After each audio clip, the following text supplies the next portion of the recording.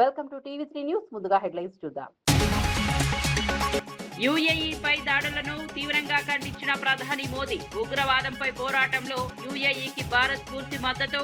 ప్రపంచ శాంతికి దేశాల మధ్య సహకారం అవసరమని వ్యాఖ్య. యుఏఈ అధ్యక్షుడితో కీలక చర్చలు జరిపిన ప్రధాని.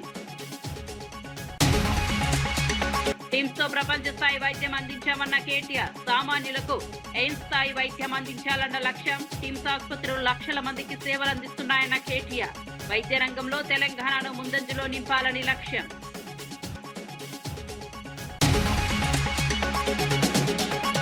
త్వరలో కర్నూలులో హైకోర్టు బెంచ్ ఏర్పాటు అన్న లోకేష్. రాయలసీమ అభివృద్ధిపై ప్రత్యేక దృష్టి పెట్టిన ప్రభుత్వం.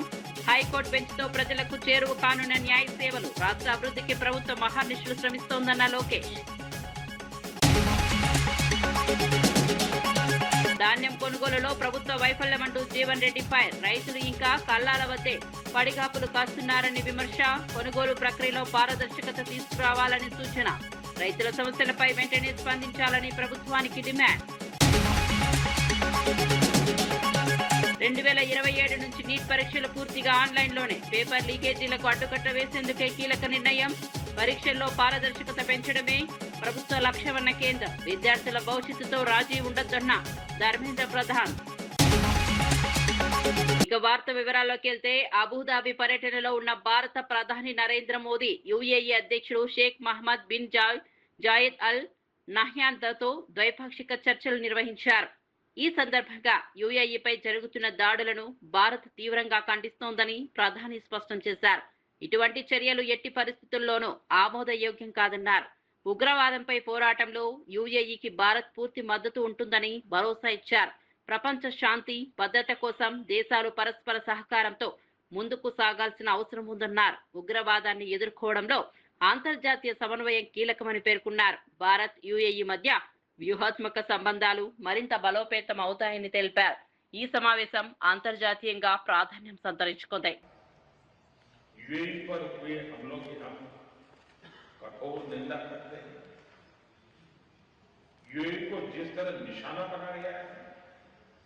ये किसी भी रूप में स्वीकार्य नहीं है।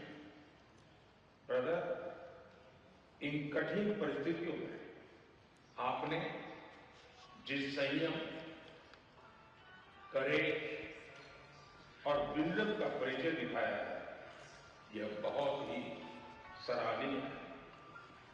राष्ट्रीय एकता, सुरक्षा और क्षेत्रीय अखंडता को बनाए रखने आपके नेतृत्व में उठाए गए कदमों का हम अभिनंदन करते हैं।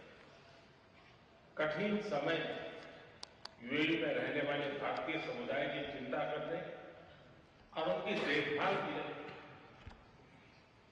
जिस प्रकार से आपने उनको अपने परिवार के सदस्यों पर संभाला है, मैं यूएई सरकार का, आपका, रॉयल फैमिली का हृदय से बहुत बहुत आभार व्यक्त करता हूं।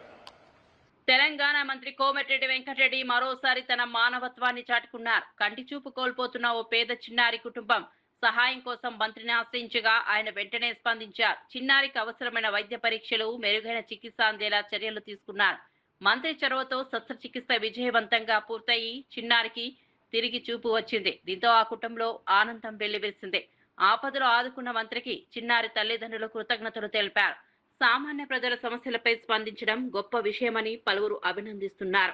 ఈ ఘటనపై సోషల్ మీడియాలో కూడా ప్రశంసలు వెల్లువెత్తుతున్నాయి. సార్ ఇమీడియట్లీగా మాకు రెస్పాండ్ అయ్యి మా కుమారుడి చూపు కోల్పోయి చీకటిలో ఉన్న మా కుటుంబాన్ని మీరు దేవుళ్లాగొచ్చి మాకు వెలుతురునిచ్చారు సార్. అదేవిధంగా మేము చాలా ఏమీ తోచని పరిస్థితిలో ఉన్న టైంలో ఒక తండ్రిలా మా కష్టాన్ని అర్థం చేసుకొని మా బిడ్డ భవిష్యత్తు మీరు బంగారు బాట వేశారు సార్. చెప్పాలంటే మీలాంటి నాయకులు మాలాంటి పేదవాళ్ళ కోసమే పుట్టినట్టు నాకు అనిపిస్తుంది సార్. ఎందుకంటే నిజంగా ఈ టైంలో మాకు అండగా ఉండి, అందులో ఆ ఎల్బీ ప్రసాద్ హాస్పిటల్లో మాకు స్పెషల్ విఐపి ట్రీట్మెంట్ ఇప్పించేసి బాబు భవిష్యత్తుని కాపాడారు సార్. చౌతిరెడ్డి జోడిస్తున్నాం మీకు. మీరు మీ కుటుంబం మా ఆయుష్ పోసుకుని కూడా మీరు మాలాంటి పేదోళ్ల కోసం మీరు బ్రతకాలి సార్. మీలాంటి లీడర్స్ ఉండాలి సార్. ఎందుకు కాబట్టి కోమటిరెడ్డి ఫ్యామిలీ అని అంటేనే పేదోళ్ళ ఫ్యామిలీ. మీరు పేదోళ్ళ కోసం పుట్టారు సార్. మీ రుణం మేము ఎప్పటికీ తీర్చుకోలేము sir. So thank you so much sir. మీకు పాదాభివందనాలు తెలుసుకుంటున్నాను సార్. మా కుటుంబాన్ని భవిష్యత్తు ఇచ్చారు కాబట్టి thank you so much sir. Thank you. NEET పరీక్షల్లో జరుగుతున్న అక్రమాలను అరికట్టేందుకే కేంద్ర ప్రభుత్వం కీలక నిర్ణయం తీసుకుంది. 2027 నుంచి నీట్ పరీక్షలను పూర్తిగా ఆన్లైన్ విధానంలో నిర్వహిస్తామని కేంద్ర విద్యాశాఖ మంత్రి ధర్మేంద్ర ప్రధాన్ ప్రకటించారు. ఇటీవల జరిగిన పేపర్ లీకేజీ ఘటనల నేపథ్యంలో ఈ నిర్ణయం తీసుకున్నట్లు వెల్లడించారు. పరీక్షల్లో పారదర్శకత పెంచడం, అవకతవకలకు అడ్డుకట్ట వేయడం ప్రధాన లక్ష్యమని తెలిపారు. ఆధునిక సాంకేతిక వినియోగంతో పరీక్షల నిర్వహణ మరింత సమర్థవంతంగా ఉంటుందని చెప్పారు. విద్యార్థుల భవిష్యత్తు విషయంలో రాజీ పడబోమని స్పష్టం చేశారు. పరీక్షల భద్రతపై ప్రభుత్వం ప్రత్యేక దృష్టి పెట్టిందన్నారు. ఈ నిర్ణయంపై విద్యార్థులు, విద్యావేత్తలతో విస్తృత చర్చ జరుగుతోంది. सीबीआई गहरा तक जाएगी, किसी को इस बार बख्शा नहीं जाएगा। पिछले बार भी बख्शा नहीं गया था, लेकिन इस बार भी ये मैंने कहा ना, इसकी राधाकृष्ण कमेटी को पूरा लागू करने के बावजूद भी ये घटना हुई है। सीबीआई आपने देखा होगा, आप लोग ही छपाते हो, सीबीआई ने तुरंत कार्रवाई किया है, सीबीआई इसको तह तक जाएगी। मैं और एक विषय जो मेन विषय में कहना था, अगले साल से परीक्षा, इसकी जो मूल जड़ है OMR, अगले साल से नीट की परीक्षा कंप्यूटर बेस्ड टेस्ट से होगी। ముఖ్యమంత్రి చంద్రబాబుపై కేంద్ర రక్షణ శాఖ మంత్రి రాజ్నాథ్ సింగ్ ప్రశంసల వర్షం కురిపించారు. అంతర్జాతీయ స్థాయి విజన్, శాస్త్రీయ దృక్పథం కలిగిన నాయకుడు చంద్రబాబు అని కొనియాడారు. రాష్ట్రానికి భారీ ప్రాజెక్టులు రావడానికి ఆయన కృషే కారణమని పేర్కొన్నారు. అభివృద్ధి దిశగా ముందు చూపుతో పనిచేసే నాయకత్వం రాష్ట్రానికి ఎంతో అవసరమన్నారు. కొత్త పెట్టుబడులు, పరిశ్రమల ఏర్పాటు ద్వారా ఉపాధి అవకాశాలు పెరుగుతున్నాయని చెప్పారు. సాంకేతికత, ఆధునిక ఆలోచనలతో రాష్ట్రాన్ని ముందుకు తీసుకెళ్తున్నారని అభిప్రాయపడ్డారు. కేంద్ర రాష్ట్ర ప్రభుత్వాల సమన్వయం వల్ల మరిన్ని అభివృద్ధి కార్యక్రమాలు చేపట్టే అవకాశం ఉందన్నారు. काम करने का अवसर भी मुझे प्राप्त हुआ है। अनेक विजनरी लोगों के साथ काम किया है, लेकिन टेक्नोलॉजी के प्रति जो जुनून, डेवलपमेंट के प्रति जो कमिटमेंट और फ्यूचर को प्रेडिक्ट कर पाने की जो दूरदृष्टि हमें नायडू गारू में है, वह बिरले ही देखने को मिलती है। కొండాపూర్లో 650 కోట్ల పెట్టుబడితో 44 ఎకరాల్లో భారీ ఫుడ్ ఇండస్ట్రీ ఏర్పాటు కానుంది. ఈ ప్రాజెక్టుకు మంత్రులు శ్రీధర్ బాబు, దామోదర రాజనరసింహ భూమి పూజ నిర్వహించారు. కేజేఎస్ యూనిట్ 2 ద్వారా దాదాపు 1500 మంది మహిళలకు ఉపాధి కల్పించడమే లక్ష్యంగా ఈ ప్రాజెక్టును ప్రారంభించినట్లు తెలిపారు. పరిశ్రమల అభివృద్ధితో స్థానికంగా ఉద్యోగ అవకాశాలు పెరుగుతాయని అభిప్రాయపడ్డారు. మహిళల ఆర్థిక సాధికారకతకు ఈ ప్రాజెక్టు ఉపయోగపడుతుందని పేర్కొన్నారు. కార్యక్రమంలో భాగంగా మంత్రి రాజనరసింహ శ్రీధర్ బాబును పక్కన కూర్చోపెట్టుకుని 15 కిలోమీటర్లు కారు నడపడం ఆకర్షణీయంగా నిలిచింది. పరిశ్రమల ద్వారా రాష్ట్ర అభివృద్ధి వేగవంతం అవుతుందని నాయకులు పేర్కొన్నారు.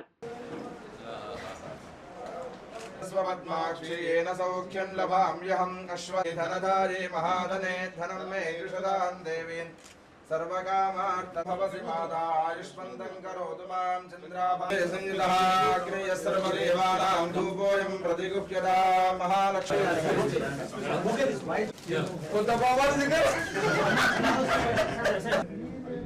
All the best,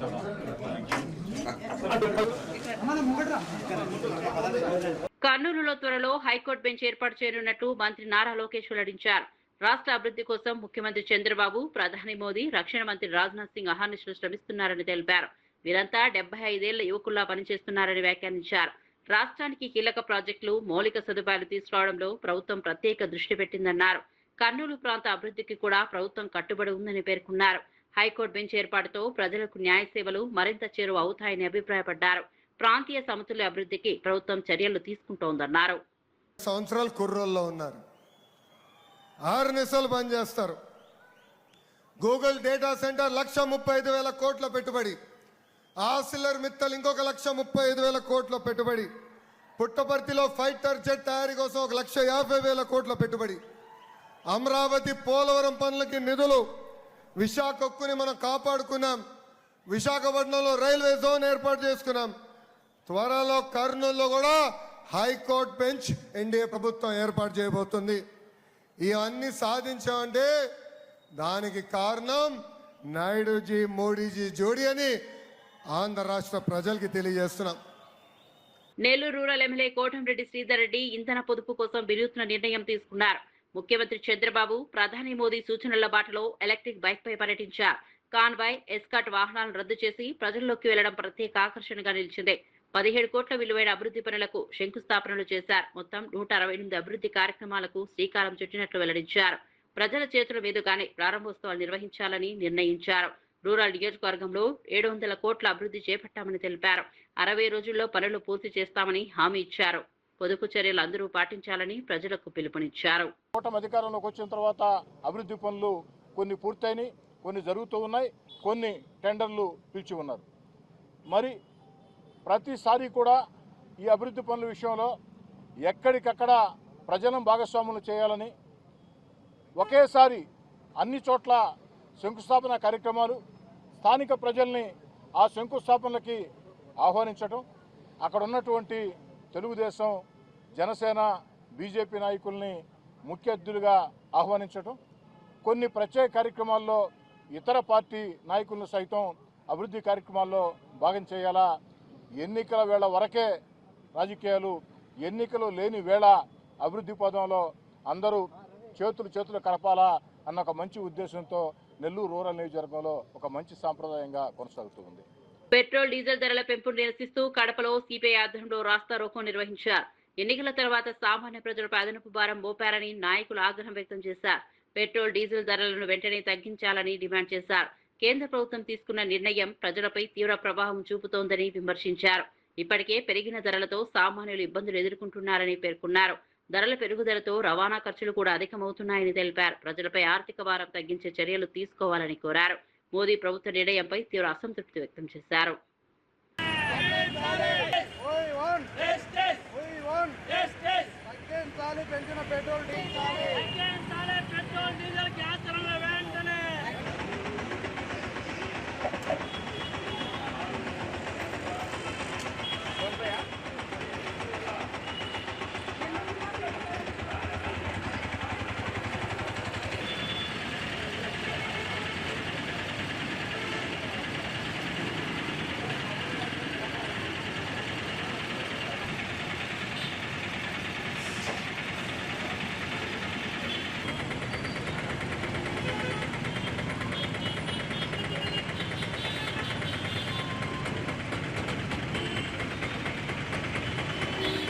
ధాన్యం కొనుగోళ్ల విషయంలో కాంగ్రెస్ ప్రభుత్వం పూర్తిగా విఫలమైందని BRS general secretary Jeevan Reddy ఆరోపించారు. తూకం నుంచి రవాణా, అన్లోడింగ్ వరకు అధికార యంత్రాంగం నిర్లక్ష్యం వహిస్తోందని విమర్శించారు.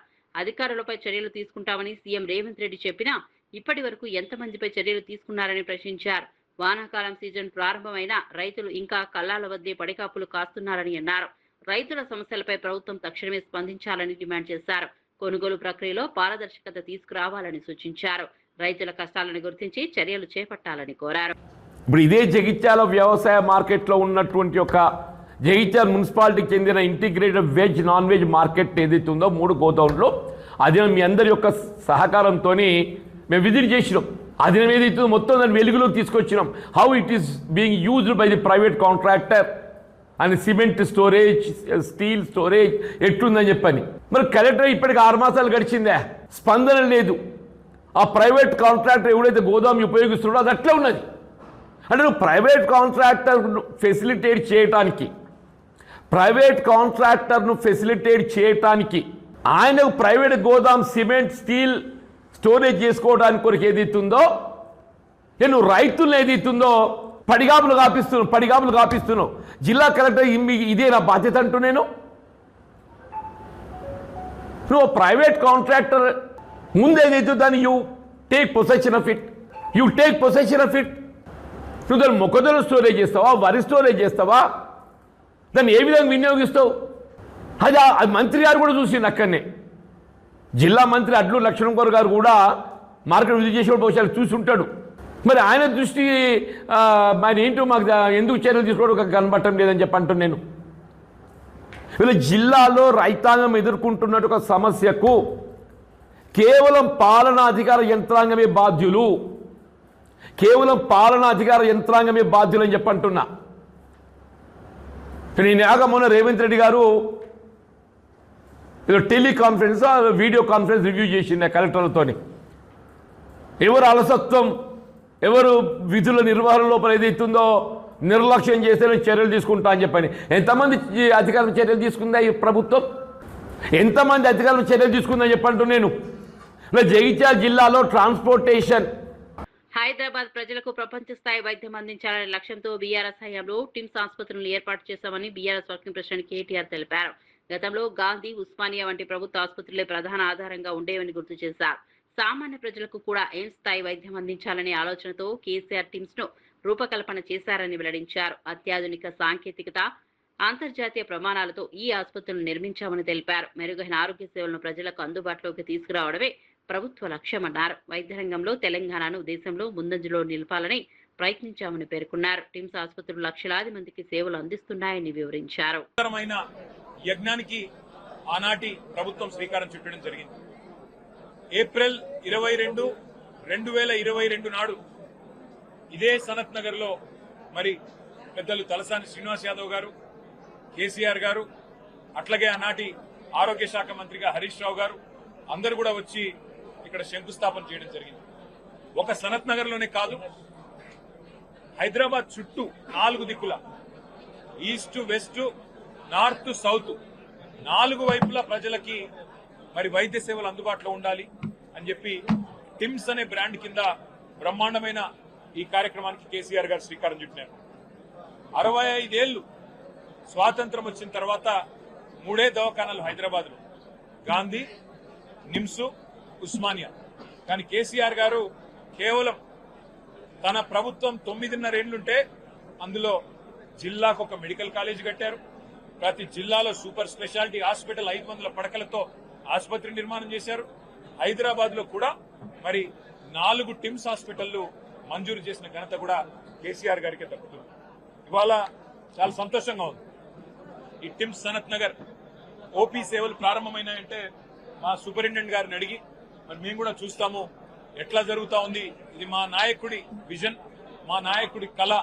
హైదరాబాద్ లో మెరుగైన వైద్య సేవలు అందించాలనేది 350 బస్తీ దవాఖానాలు పెట్టాము, ప్రైమరీ డిస్పెన్సరీ కేంద్రాలు. అట్లాగే అద్భుతమైన సేవలు అందించడానికి టిమ్స్ పెట్టాము. ఎట్లా పనిచేస్తున్నాయో చూడడానికి వస్తామంటే వారు చాలా విశాల హృదయంతో మమ్మల్ని అందరిని ఆహ్వానించినందుకు వారికి కూడా ధన్యవాదాలు. మధ్యప్రదేశ్ లోని వివాదాస్పద భోజశాల ఆలయ కేసులో హిందువులకు పెద్ద విజయం లభించిందని గోషామహల్ ఎమ్మెల్యే రాజాసింగ్ హర్షం వ్యక్తం చేశారు. ఈ ఆలయం కోసం హిందువులు గత 124 ఏళ్లుగా పోరాటం చేస్తున్నారని గుర్తు చేశారు. కోర్టు ఇచ్చిన తాజా తీర్పు సనాతన ధర్మం, సత్యం, న్యాయం సాధించిన విజయానికి నిదర్శనమని పేర్కొన్నారు. దీర్ఘకాలంగా కొనసాగిన న్యాయ పోరాటానికి ఫలితం దక్కిందన్నారు. ధార్మిక విశ్వాసాలను గౌరవించే నిర్ణయం వెలువడిందని అభిప్రాయపడ్డారు. ఈ తీర్పుతో హిందువుల భావోద్వేగాలకు గౌరవం లభించిందన్నారు. దేశవ్యాప్తంగా ఈ అంశంపై పెద్ద చర్చ జరిగిందని తెలిపారు. हाई कोर्ट ने फैसला सुना दिया है कि यहाँ मंदिर था, मंदिर है और मंदिर रहेगा। लगभग 98 डेज का एएसआई द्वारा सर्वे हुआ था, चारों कोनों से सर्वे हुआ था, अनेकों मंदिर होने के प्रमाण मिले, स्वास्तिक हो, भगवान की प्रतिमाएं हो, श्लोक हो, ये सभी चीजों को देखते हुए आज कोर्ट ने हिंदुओं के पक्ष में फैसला सुनाया है कि वहां प्राचीन मंदिर था बोलकर। और आज ये फैसला सुनकर सिर्फ मध्य प्रदेश का हिंदू नहीं, पूरे भारत का हिंदू आज खुशी की लहर में झूम रहा है और हिंदुओं में एक विश्वास जागा है कि कुतुब मीनार का भी फैसला हिंदुओं के पक्ष में आएगा और आने वाले समय में ताजमहल का जो भी फैसला है वो हिंदुओं के पक्ष में आएगा। ऐसे अनेकों जो फैसले हैं, यानी मुगलों के काल में हो या निजाम के काल में हो, जो हमारे हिंदू मठ मंदिरों को तोड़कर इन लोगों ने मस्जिदें बनाई थी, इन लोगों ने जो लैंड जिहाद किया गया था, वो सभी के सभी जो केसेस आज जो कोर्टों में कई वर्षों से जो चल रहे हैं, सभी के सभी केसेस हिंदुओं के पक्ष में आएंगे। ये एक विश्वास हिंदुओं में बढ़ रहा है। आज ये हिंदुओं के लिए एक बहुत बड़ा फैसला आया है, क्योंकि भोजशाला का जो इश्यू था, लगभग 124 सालों से मंदिर होने के प्रमाण के लिए हिंदू समाज लड़ रहा था, तो आज हिंदुओं की विजय हुई है। मैं हमारे विष्णु शंकर जैन जी को भी बहुत बहुत धन्यवाद प्रकट करता हूं, क्योंकि यहाँ जो केस हमारे विष्णु शंकर जैन जी ने लड़ा है और हिंदुओं के समर्थन में उन्होंने विजय दिलाई है। हमारे विष्णु शंकर जी जैन को भी मैं बधाई देना चाहता हूं और धन्यवाद प्रकट करता हूं। తెలంగాణలో పీసీసీ అధ్యక్షుడు మహేష్ కుమార్ గౌడ్ ఎఫ్ఐఆర్ ప్రక్రియపై కీలక వ్యాఖ్యలు చేశారు. పశ్చిమ బెంగాల్ రాజకీయ సమీకరణాలు. తెలంగాణ పీసీసీ అధ్యక్షుడు మహేష్ కుమార్ గౌడ్ ఎస్ఐఆర్ ప్రక్రియలపై కీలక వ్యాఖ్యలు చేశారు. పశ్చిమ బెంగాల్ రాజకీయ సమీకరణాలు ఎస్ఐఆర్ ప్రక్రియ వల్లే మారాయని ఆరోపించారు. మంత్రి పొన్నం ప్రభాకర్ తో కలిసి రాష్ట్ర ప్రధాన ఎన్నికల అధికారి సుదర్శన్ రెడ్డికి వినతిపత్రం అందజేశారు. ఎస్ఐఆర్ ను తొందరపాటుగా నిర్వహించాల్సిన అవసరం లేదని పేర్కొన్నారు. ఏడాదిన్నర కాలంలో దశల వారీగా అమలు చేయాలని సూచించారు. జనగణన ప్రక్రియతో పాటు ఎస్ఐఆర్ నిర్వహిస్తే సిబ్బందిపై ఒత్తిడి పెరుగుతుందని ఆందోళన వ్యక్తం చేశారు. పారదర్శకంగా నిక్షిప్తపాతంగా ప్రక్రియను చేపట్టాలని కోరారు. జరగకూడదని ఇవాళ కమిషన్ ని వారికి మెమోరాండం ఇచ్చి వారి ద్వారా కేంద్రానికి పంపే విధంగా మేము కొన్ని విన్నపాలు చేశాం. ఈ ఎస్ఐఆర్ ప్రక్రియ తొందరపాటుగా 2-3 నెలల్లో చేస్తే అది అనర్థాలకు దారితీసే అవకాశం ఉంది. కాబట్టి దాదాపు సంవత్సరంన్నర పాటు ఎస్ఐఆర్ ప్రక్రియ జరగాలని కోరడం జరిగింది. ఎన్నికల్లో కొంత ఉద్దేశపూర్వక ఓటర్ ఎవరిదైనా ఓటు తొలగిస్తే వారికి తిరిగి అప్పీల్ చేసుకునే అవకాశం 3 నెలలకు పొడిగించాల్సిందిగా కూడా మేము ఎలక్షన్ కమిషన్ విజ్ఞప్తి చేసినాం. కనీసం 3 సార్లు ప్రత్యక్షంగా ఇంటికి వెళ్లి వెరిఫికేషన్ చేసి తర్వాతనే రిపోర్ట్ ఇస్తే బాగుంటుందనేటువంటి విజ్ఞప్తి కూడా చేయడం జరిగింది. ఎక్కడ కూడా వారికి విఘాతం కలగకుండా ఎస్ఐఆర్ జరగాలి. ఆ విషయంలో తగు జాగ్రత్త. ఖమ్మం జిల్లా కేంద్రంలో తెలంగాణ వర్కింగ్ జర్నలిస్ట్ ఫెడరేషన్ వ్యవస్థాపక అధ్యక్షులు మావిడి సోమయ్య దంపతుల 39వ వివాహ వార్షికోత్సవ వేడుకలకు ఫెడరేషన్ సభ్యులు ఘనంగా నిర్వహించారు. కేక్ కట్ చేసి సభ్యులకు మిఠాయిలు పంచుతూ ఆనందోత్సవాల మధ్య కార్యక్రమం సాగింది. ఈ సందర్భంగా జిల్లా అధ్యక్షుడు నానబాల రామకృష్ణ, ప్రధాన కార్యదర్శి అర్వపల్లి నగేష్ మాట్లాడుతూ టీడబ్ల్యూజేఎఫ్ యూనియన్ ను 2010లో స్థాపించిన మావిడి సోమయ్య అప్పటి నుంచి కుటుంబంతో పాటు యూనియన్ బాధ్యతలను సమతుల్యం చేస్తూ ముందుకు తీసుకెళ్తున్నారని చెప్పారు. తెలంగాణలోని 33 జిల్లాల్లో సభ్యులను కుటుంబ సభ్యుల్లా భావిస్తూ ఎటువంటి అవకతవకలకు తావు లేకుండా నిక్షిప్తపాతంగా యూనియన్ ను నడిపిస్తున్నారని కొనియాడారు. మెమోరాండం ఇచ్చి వారి ద్వారా కేంద్రానికి పంపే విధంగా మేము కొన్ని విన్నపాలు చేశాం.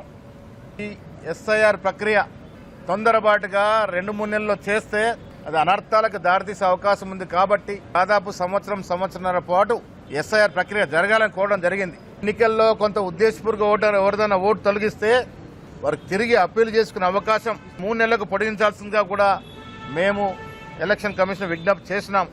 కనీసం 3 సార్లు ప్రత్యక్షంగా ఇంటికి వెళ్లి వెరిఫికేషన్ చేసి తర్వాతనే రిపోర్ట్ ఇస్తే బాగుంటుందనేటువంటి విజ్ఞప్తి కూడా చేయడం జరిగింది. ఎక్కడ కూడా వారికి విఘాతం కలగకుండా ఎస్ఐఆర్ జరగాలి. ఆ విషయంలో తగు జాగ్రత్తలు తీసుకోవాల్సిన కూడా వీరికి చెప్పడం జరిగింది. బులెటిన్ ముగించే ముందు హెడ్లైన్స్ మరోసారి చూద్దాం. యుఏఈపై దాడులను తీవ్రంగా ఖండించిన ప్రధాని మోదీ. ఉగ్రవాదంపై పోరాటంలో యుఏఈకి భారత్ పూర్తి మద్దతు. ప్రపంచ శాంతికి దేశాల మధ్య సహకారం అవసరమని వ్యాఖ్య. యుఏఈ అధ్యక్షుడితో కీలక చర్చలు జరిపిన ప్రధాని. టిమ్స్ తో ప్రపంచ స్థాయి వైద్యం అందించామన్న కేటీఆర్. సామాన్యులకు ఎయిమ్స్ స్థాయి వైద్యం అందించాలన్న లక్ష్యం. టిమ్స్ ఆసుపత్రులు లక్షల మందికి సేవలు అందిస్తున్నాయన్న కేటీఆర్. వైద్య రంగంలో తెలంగాణను ముందంజలో నింపాలని లక్ష్యం.